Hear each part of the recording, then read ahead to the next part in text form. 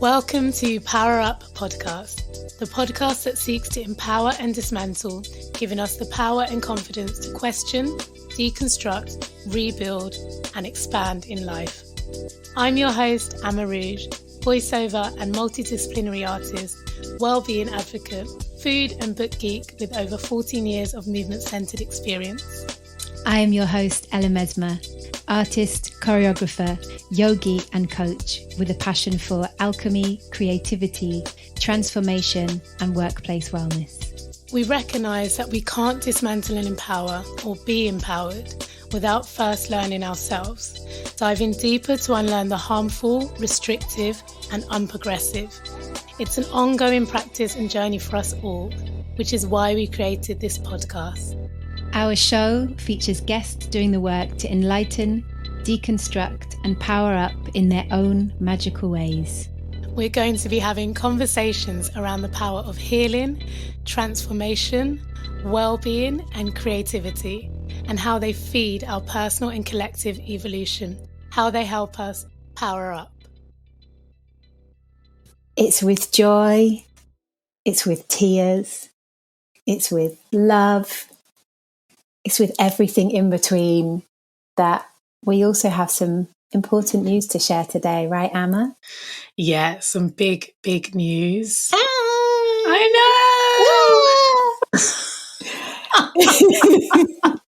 know! And, 70 episodes of magic, 7 seasons of magic. And I can honestly, hand on heart, say it's been filled with so much joy. Yeah, agree. So much joy. I'm like, so much unlearning. Do we say it? Yeah, so much unlearning. So much connection between us, growing between us, witnessing each other developing, so much connection with all the guests that we've had on, both guests that are dear friends, guests that we've met only because of the show, dream guests that we never would have thought would come on a show with two people they don't even know. That is not a huge show that everybody knows. It's been such an incredible, formative and delicious experience together. A massive learning curve for both of us as well. 3 years and growth, like I actually can witness it, from the first episode, from episode 1 to episode 70. Wow. Same. Even in our production, in our flow, in the way we work, there's just been growth on every level. And then obviously all of the growth with the wisdom and the unlearning and learning how each other work and learning how we work best together and tag teaming. Love you for life. Process, love you for life as well. We've got this forever, Belle. We can look back and be like, we made this. Yeah. This is an archive. And you have got this forever, listener. Even if it may not always be on Podbean, we need to discuss. It will forever, for life, for sure, be on YouTube. We're so grateful to you for coming on this ride with us. And you've probably guessed it. We will not be back for season 8 until Oprah Winfrey invites us with full sponsorship. Then we will accept your invitation and we will step back onto the podcast, back onto the microphone. Till then, we love you so much. To all our listeners, thank you. We love you. We do. Oi, oi. Stone cane. You place a stone on the cane, a way marker for away, a way marker for home. Each rounded rock a prayer that your feet will remember the path, that your eyes will trust your feet. You believed them when they said, your softness makes you weak, only hardness grows you strong. Yet you walk on hard water and it cracks under your weight, while beneath it soft water flows, wending rivers through rugged rock, smoothing the sharpest stone.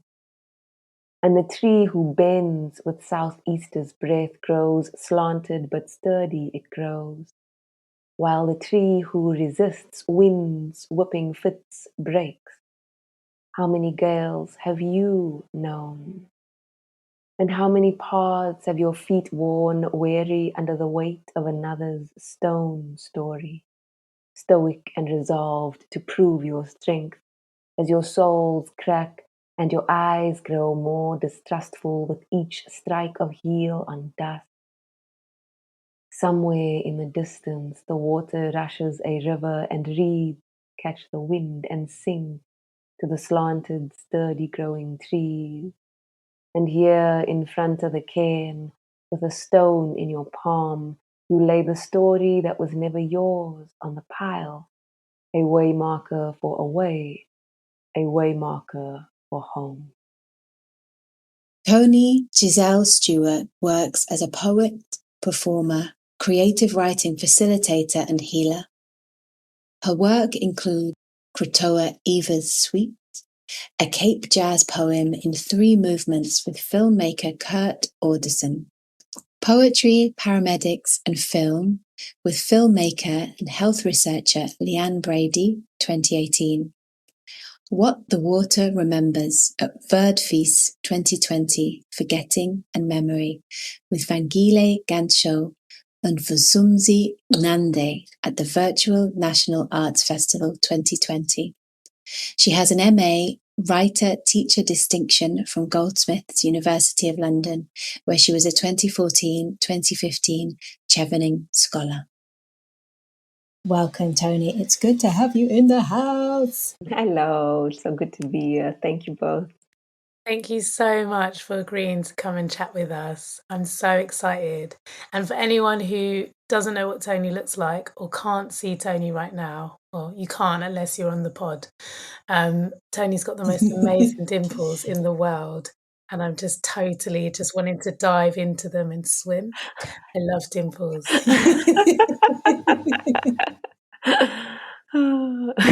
Thank you. You're welcome. Toni, I've met you once, really briefly. I think we kind of did that at it was the screening, I think it was the screening of the choreo film that Ella was in.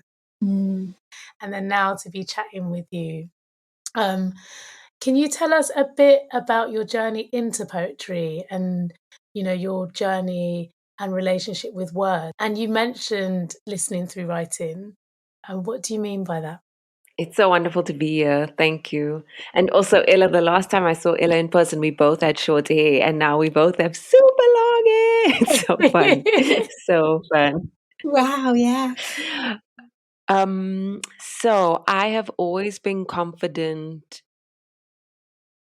with the written word.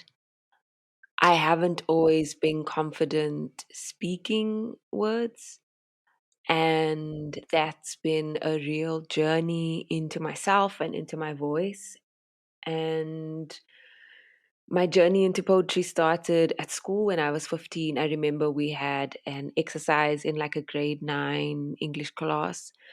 And then I just really loved the exercise, and we had to write a poem. I can't remember what it was about, but I remember just really enjoying the process. And then about a year and a bit later, I was heading out for school one morning, and these lines just came into my head, and I started writing them down. And I haven't really stopped since. And I have these memories of being on the kind of far end of the school field during breaks with a notebook, just writing and writing and writing. And so much of that early writing was because I felt like I couldn't say the things that I wanted to say out loud. And so the page became a place where I felt heard and where I felt safe to express myself.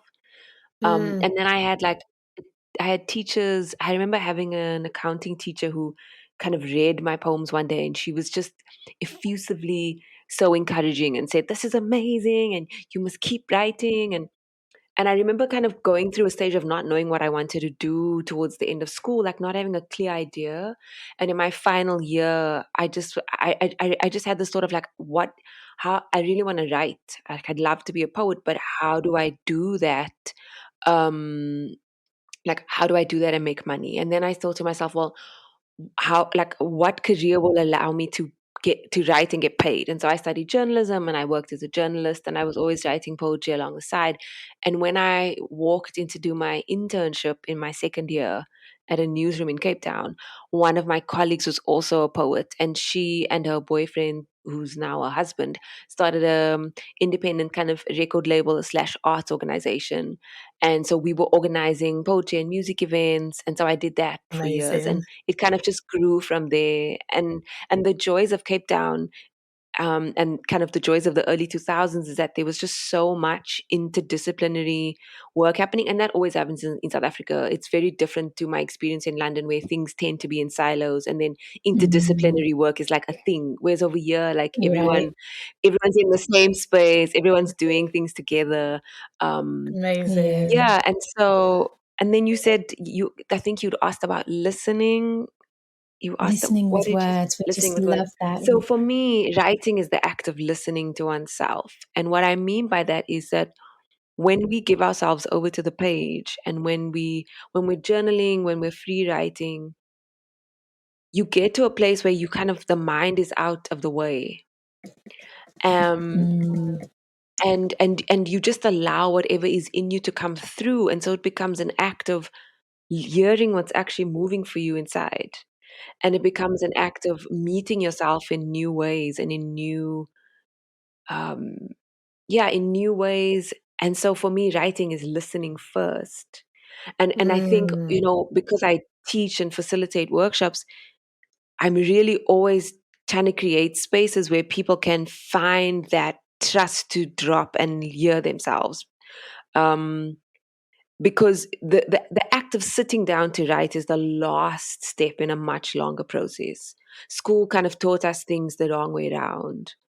And so often we get stuck because we think we need to. We sit down and then we go, I don't know, I'm stuck. I have writer's block. I'm procrastinating. But it's because you've ignored like all of this process that needs to happen before you can sit down and write. Are you in your body? Mm. Are you connected to your heart? Um, are you have you connected to the story that's asking to be written through you? Are you connecting to the world around you? Are you resourcing yourself? How are you taking care of yourself? um are you working in harmony? If you're someone who has a womb, are you working in harmony with the cycles of your menstrual cycle? Are you working in harmony with the cycles of the seasons that you live in? And those seasons are different depending on where you are in the world. There's so much more than just sitting down to write. Beautiful. Yeah. Beautiful. I feel like we could just be here for hours asking more Well, I and was more going to questions, say, even yeah, just I know. about that. I feel like Right. everyone needs Toni Stuart in their life. Honestly, I feel like what you just said, Yes. that is very rarely spoken to, and very rarely spoken to in the way that you just eloquently expressed it. And we often don't think about writing in that way, I think, and we don't hear about the wholeness of writing. And I think that will change a lot of people's idea and perspective to whether they can write, and what that would look like for them. And I would say, like, having experienced some beautiful times with you, both in South Africa and in the UK, I really do see that listening is so embodied in who you are and how you navigate the world. And so for listeners, if you did want to learn more or even attend a session, that is very possible, and I would totally recommend it. And I wanted to speak to the words. The theme of today is the power of language, and how I ended up connecting with you was, it was like that Fuji's moment, Killing Me Softly, where I heard your words and I was like, I was sitting in the audience at Sadler's Wells with the wonderful Eva Martinez. It was the ... wild card. And I was crying because it was like you were speaking everything that I was experiencing as a multiple heritage person, that kind of, these layers of identity, and that kind of being in the both and in that kind of like in between space. And you were just able to express it in such a way that I had to write to you, and out of that came a beautiful project. But I would love to hear a bit about kind of that power of language for you. And also, if you have any moments like that where writers or speakers have kind of expressed something that has touched you so deeply?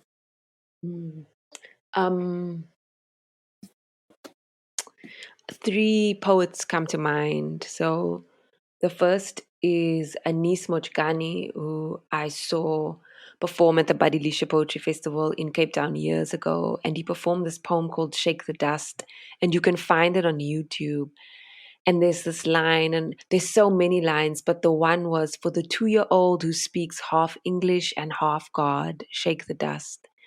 And the entire poem was the sense of just all of these, I don't even know, it's been so long, but that it's hard to consciously articulate because now it feels like it lives in my body rather than in my mind. But the notion of shake the dust, like shake off, like shake to celebrate yourself exactly as you are. Don't be afraid to shake the dust. Don't be afraid to shake things up. But the fact that he was able to articulate for the 2-year-old who speaks half English and half God, and how, at 2, we haven't been indoctrinated fully into this I don't want to say human society, because to be human is a divine thing. The society we live in is the inversion. But to be indoctrinated into the society that we live in, like at that age, you still have half your ear across the veil, half your ear close to the divine. And because as adults and as people who've been here for a long time, we've forgotten that. We don't understand what they're saying. And I remember as a child feeling like adults really patronized us and really didn't listen. And I think that's why I'm obsessed with listening. And also because I have this really firm knowing that the answers come from those who come now. Like the answers, the holding comes from the elders, but the innovation and the new answers and the new way comes from the children, from those who are arriving now. And so that really stood out for me. And then another poet was Debbie Young, also performing at I don't know if it was the same poetry festival, but I think it was also the Badilisha Poetry Festival in Cape Town. And I can't remember what line it was. But it's from the poem, it's from the collection Rivers and Other Blackness Between Us. And it's just, there were these lines around, it was around kind of a particular kind of love, and how she spoke about love in terms of elderhood and community, and uncompromising love, and just like this real plea to, through all of the different things we navigate as people of the global south, as people of color in the global north, but like the heart of our people being love and community and resilience, and the way she captured that. And then the last poet who comes to mind is someone who's very dear to my heart. Her name is Habiba Badaroon, and she's a South African poet, currently living and working in the US. And I remember picking up one of her collections and reading them and feeling for the first time like someone had given me permission to be myself. Because Habiba's work is so rooted in a gentle listening and silence and quiet. And I discovered it at a time when I was in a scene that was so much spoken word and so much slam, and that never felt like my style, as even though I loved it. And trying to figure out how am I also valuable even if I don't kind of perform and write in that style.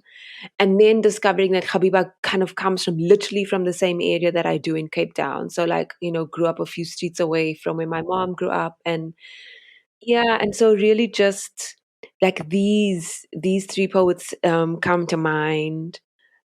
And it's not their words. It's I think what we forget is that the West and the inversion of this society that we live in has made us think that the physical thing is its essence. But everything starts with an energetic essence. And so the physical form of something is only its material expression.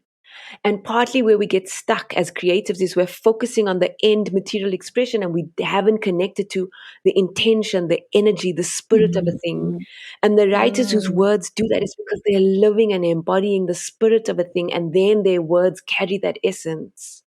And also for English, that is the language of smoke and mirrors. That is the language of like duality. And because if you think about how, like, what exists in English is, and then for people who are multilingual, how other languages move and work, you know, for us to really go into the spirit or the energetic essence of something, and then to like find our own way to express it in English, and English being the language I work in, is to then shift that language and to take it back and to bring it and to subvert it and to transmute and alchemize its disruptive powers and its intentional divisiveness, and to transmute it and turn it into something that can do beautiful things and create beautiful things in the world. And I think these three poets do that.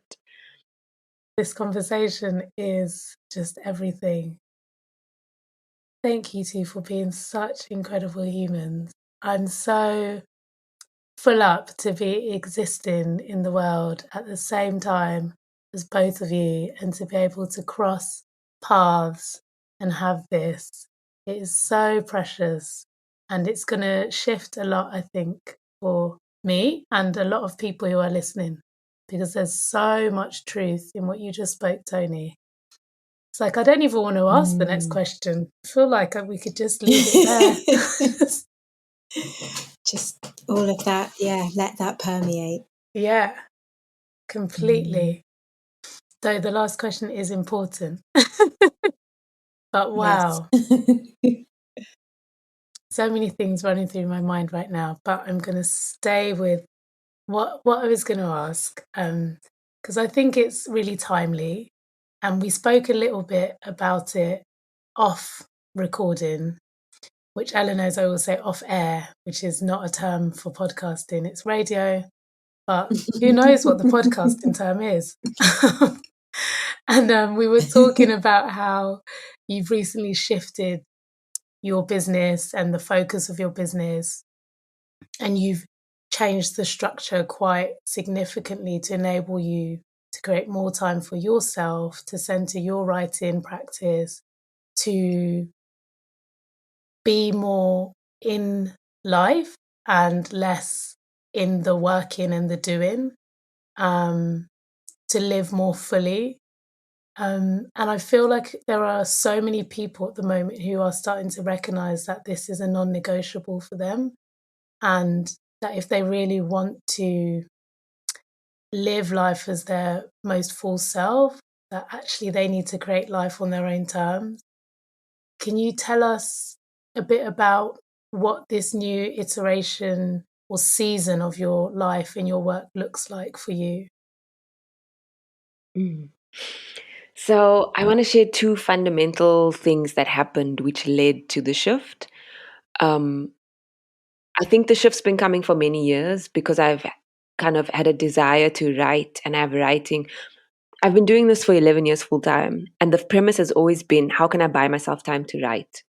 And in the last 7 years, a very particular writing project has been calling me and calling me and calling me, and I felt a very strong pull to be silent, to go into silence, to be more still.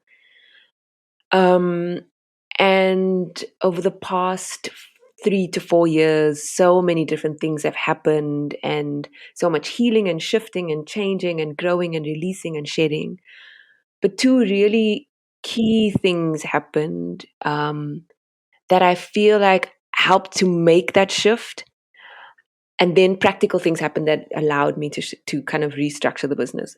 So the first was that I fell in love with a really beautiful man, and he's not in the same country as me. And so I went and spent some time with him, living with him in his place for a few months.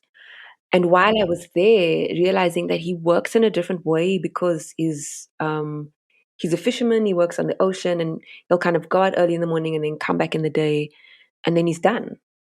And I found that like I was then doing 8 hours at my desk, and I didn't want to be doing that. Like I wanted to have the time to spend time with him. I didn't want to be working all the time. And it was so interesting because it was such a it was such a like it wasn't in the head at all. It was such a like longing in my heart to just be like, if this person who I love so dearly is around, I don't want to be at my desk all the time. Like I want to be at, and that's quite a thing as an artist. And then the second thing, and I don't know which of these, I can't remember which of these happened first or if they happened simultaneously.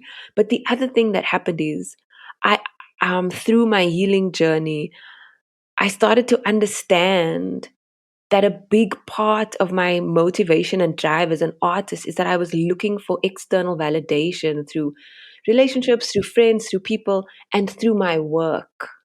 And that so much of me pushing and driving in my work was looking for a sense, was this unconscious need to have the world tell me that I am enough.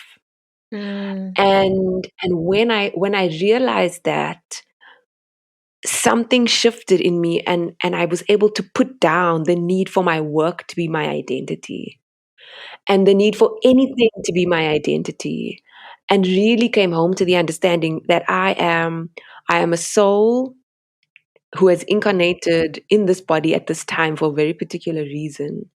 And my identity, first and foremost, is a soul who has chosen to incarnate in this body on this earth at this time. And that may sound really airy-fairy to some people, but I have had numerous experiences that confirms that, in all of my different healing journeys. And so really connecting with, the part of my soul that is beyond the body, and really having a felt experience of how my body is inside my soul, not the other way around, and how my soul extends far beyond the body, and my body is the vessel that enables me to have an experience of life in the material world at this time. And so and this thing of realizing that like my identity, my work is not my identity, it's one aspect of who I am. Yeah. And so how do I create a life then in which I center my own well-being, I center my relationships and the people I care about, and I do work that's meaningful and that I love to do, and that nourishes me and the people who receive that work, and doesn't deplete me, which is what was happening for such a long time. And so I did a number of different things, but last year I did a course called Shine by Lulu Kitololo, who is an incredible Kenyan artist and designer. It's a 3-month creative course. It's a business course for creatives, and it's all online. And that helped me. Significantly. But last year I did one of Lulu's like 5-day processes, and which was like it was called the Thriving Artist Challenge, and she did it in Feb. And doing that like got me to rethink my money and like get serious about like rethink my money. So what my life looks like at the moment is more space. And one of the most significant things I did last May was I've taken an indefinite break from performing, which my body was so happy for, and I'm so happy for. Yeah, and it's quite a thing, it's quite a thing as a poet who has done 10 years of and longer. I mean, 10 years full time, but even before that, like performing is such a big part of my work. But I just reached a point where I needed space and I wanted rest, and my body was asking for rest. And I needed space to listen for how I actually wanted to move, and how my body and my intuition and my heart and my womb like wanted me to be living and working and creating. And I could feel that I just needed rest. So in May, I made that announcement, and I'm so happy. I always feel like when you feel a sense of relief, you've done the right thing. Right. And what that's done is it's created space in my life for me to move slower, and for me to have more energy for this kind of this book that I'm writing, which is a speculative fiction trilogy in poetic verse. So it's this kind of, fantasy novel in poetry form. Yeah. And it's all kind of rooted in the culture I grew up in. And it's I won't go there because I'll just I'll just kind of go on about it forever. And so more space for that. And what's also happened in the last years, I've gone back to teaching, and so there was the first course which I mentioned, the first course last year, which I've spoken about already, and then also two other courses have emerged. One is called In Bloom, and that's over 4 weeks, and it takes people. It's poetry with time on the land. So we go to different natural sites each week. We work with a different element, and we use poetry as a way to connect with self. And it's all about earthing, and it's all about rest. And I do that over spring. So, these things also work with the season. So that starts on the spring equinox and it runs for 4 Saturdays. And that was in Cape Town last year. And then I've just finished the first ever a course called the Writer's Oasis. And it's developing a daily writing practice through slow, gentle consistency. And it's online, and it's for anyone who writes or who wants to write, whether you're a journalist, academic, poet, novelist, creative nonfiction writer, whatever form of writing kind of grips your heart. And we meet for 30 minutes a day for 30 days. And it's really about connecting with your own writer's oasis, the writer's oasis within you, and then connecting with your writer self and learning how to tune into your writer self and your writer's oasis and take guidance from that place around your writing project and how you move. And so it's this way of writing from the body, with the body, through the body, and in a way that is kind, that is alive, as opposed to writing being this thing that we love to romanticize as being difficult and hard. And it's not to say that it's not to say that writing isn't also challenging, but there's something about when we only move from the mind, and we only move from the logical mind, and we don't move from the body mind and the heart mind, and we don't integrate these different parts of ourselves. Yeah, then it can feel like it's taking and not also nourishing us. And there were people from so many different countries in the first one in February, and it was just such a joyous experience. And then so those are the three, and then Writing Ourselves Home, which has just started again for this year. And so I'm teaching, and it's really beautiful to be teaching in that way, and it really really fits with the power of language, because I've always known that every single one of us has the power to write and the ability to write and the ability to create. But because we learn writing at school, and because we learn it as part of a curriculum, whereas art, music, dance tend to be extracurricular, they're kind of seen as the creative arts more definitely than writing is, because writing's done in the English kind of in the English subject, the English language subject. There's this way in which we, for those of us who don't feel a natural affinity to it, sometimes we can feel threatened by it, we can feel intimidated, we can feel like, oh, I'm not a writer, therefore I can't do A, B, and C. And yet I know that every single day we use words. When we speak to people, when we're going to the shops, when we're writing emails at work, every single day we use words. And so through these courses, it's about helping people remember that words are also fun, and words are also a place to play.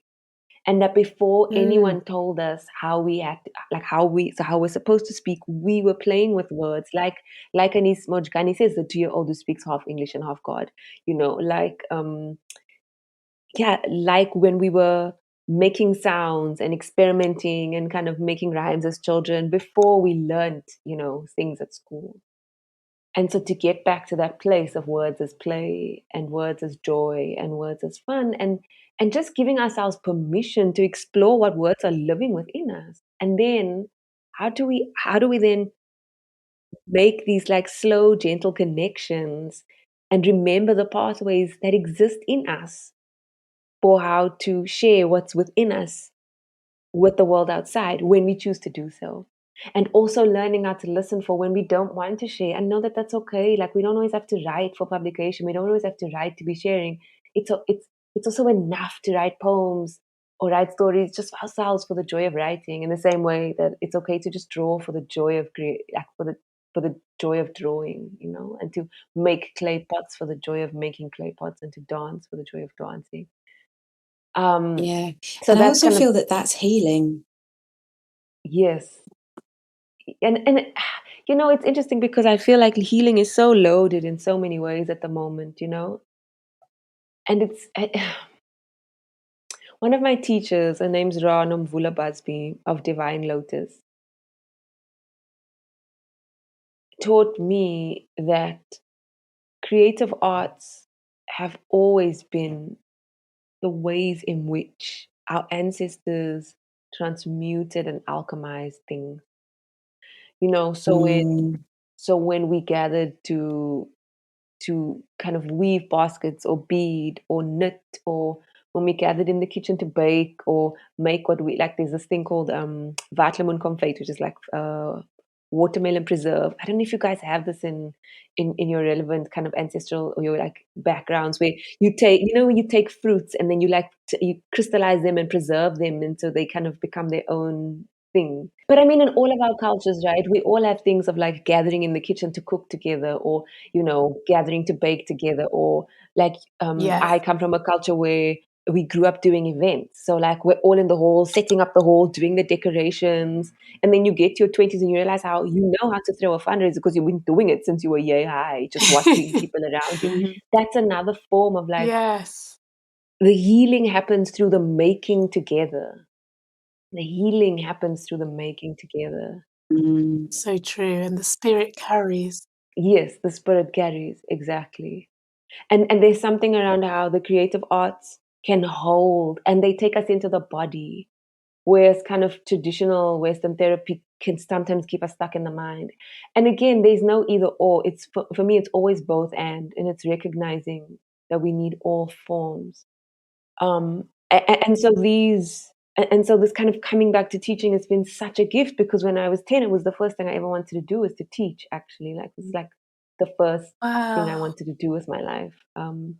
And so my life at the moment looks like a really slow, gentle morning, like a little bit of yoga, and having time to journal, and then writing a bit in the morning, or going on some kind of adventure with my younger self. I'm learning how to trust her when she says, "We need to go here today," and my left brain's like, "We need to do this. We need to send the email. We need to make sure we've done that. Are we bringing in money?" And she's like, "That's not how it works." And then teaching, and then kind of teaching. So, and also just maybe it feels important to say, I'm just learning. I don't know that I figured it out, I'm in process. I'm allowing myself to learn a new way, and every day having to surrender my very kind of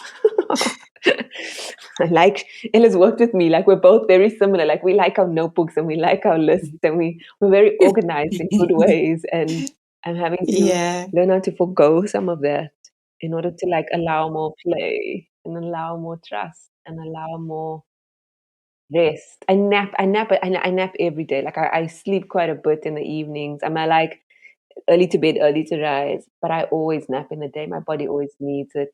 And not just, the thing I find is naps not just it's not just about rest, it's actually about integration. If I've had a really kind of Yes. Yes. quite a big like writing session in the morning, I need to nap to kind of integrate and shift into the next thing. Yeah, and just slowly building a business that can support me to be a mother one day and have a family one day, and do that in a way that doesn't, that allows me to have a family and support that family, and also make really good work and be of service through my work, through my creative work. in ways that are gentle and nourishing to myself, to my family, and to the people I work with. Yes. And really, I genuinely believe that it's possible. I genuinely believe that, not even believe, I genuinely know. And let's I'm gonna pause and go back a step. And the reason because we're talking about the power of language, the reason I'm distinguishing between believe and know, my journey over the last while has helped me to see, I've come to realize for myself, and I always only speak for myself. I'm not prescribing things to other people, because we all have different journeys here, and I don't know what your soul came to do here. And part of listening is being curious and knowing that there's enough space for all of our souls to be on the journeys they're on. And they can look different, and that's okay. What I found is that believe is something I haven't experienced it. It's something I want to be true. But when I know, or when I understand something, when I have an experienced, embodied knowing across all levels of me, then I no longer need to believe something, because I just can feel and I know that it's true. Mm. And now that I've gone off on that tangent, what was I saying before? I know that it's absolutely possible for us as artists to make work that nourishes us, that resources us financially, because we need money to live in the society that we live in, and work that is good for us and that is good for our families and allows us to rest. That there is a new way and it's being born, and for those who choose it, because for some people, the other way works for them, but for those of us who live in bodies whose nervous systems are more like are highly sensitive. They take in more information, they process it faster. And I feel like most artists are highly sensitive, because we just have such a rich sensory experience of life, and then we take that and we translate it into works of art, right? Yeah. But for example, I've always admired people like Akram Khan. You watch videos of him and his work ethic and his ability to be in the studio for like so many hours and drilling and drilling and drilling. And drilling a move and figuring stuff out and getting stuff done. And I've always loved that, and I've always aspired to work in that way. And then when I started kind of listening to my body and healing enough to come back into my body and realizing that's not my way. And can I accept that that's not my way? That I can admire his way of doing it, and people who are able to show up in that way.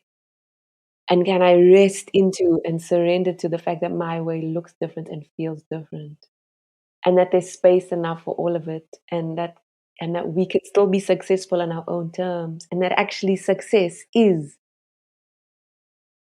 giving yourself permission to do it in your way, create, love, be in the world in your way.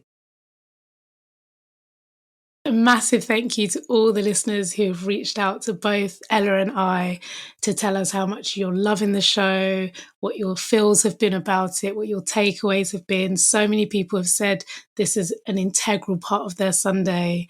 So it's, it means so much to us. And we're so full. We're so heartful. So you're probably wondering why we're not continuing. It feels like it's a natural completion of this wonderful process and 3-year cycle. And so we're choosing to honour that, to honour our truth, and to sit in gratitude and contentment with all we've created and all we've unlearnt so far and all of the connections that have been made.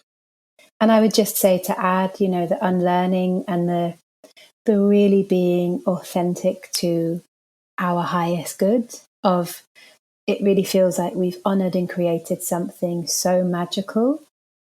And at the same time, for our well-being, for our creativity, it feels like this is that perfect moment when it's like, yes, and that's complete.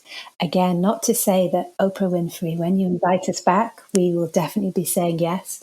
But until that moment, please, listeners, continue to like, continue to share, continue to spread the work of Power Up Podcast. Yeah, just so grateful. So grateful to all of you. So grateful to you, Amma. The joy. I love you for life. I already loved you for life, but this journey, has been such a It has definitely deepened journey. our love, hasn't it? Yeah. It has deepened our 360 understanding of each other as well as beings. Yeah. And also the flow of like, you know, we had this idea before lockdown, and it was kind of like a beautiful thing because we'd already started it before lockdown, but then it was like this beautiful thing that we did every single week together, and it was so bonding. And then to learn all of the skills, and you know, it really felt like intuitively we found we birthed this. Yeah, we birthed this exactly the time that was in flow for us as well as completely for the world. agree. And if you think of someone that could benefit from an episode, please also pass it on to them. Love you. Thank you, Amma. Thank you for everything, Belle. Thank you, listener. Thank you to all our incredible guests. Thank you for listening. You can connect to us and our guests via the links in each episode's show notes. Before you go, we invite you to hit the subscribe button so you don't miss out on any of the goodness to come. And if you enjoyed today, perhaps tell a friend to tell a friend. We are always grateful for you, our listeners, for our fabulous guests, and to everyone who has contributed to and been a part of our journey here. Our music is by Tomo Carter. Everything else is brought to you by us, the Power Up Power Team. I'm Ella Mesmer. I am Amma Rouge. And we are Power Up Podcast.